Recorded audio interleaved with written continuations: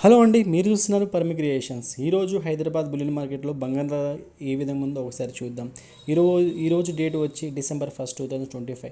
ఈరోజు ఒక తులం 24 క్యారెట్ల బంగారం ధర 1,30,480 రూపాయలుగా నమోదు కావడం జరిగింది.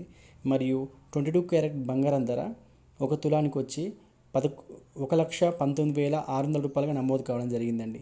మరి నిన్నటికి ఈ రోజుకు డిఫరెన్స్ చూసినట్లయితే 24 క్యారెట్ ఒక తులం పైన 660 రూపాయలు పెరగడం జరిగింది.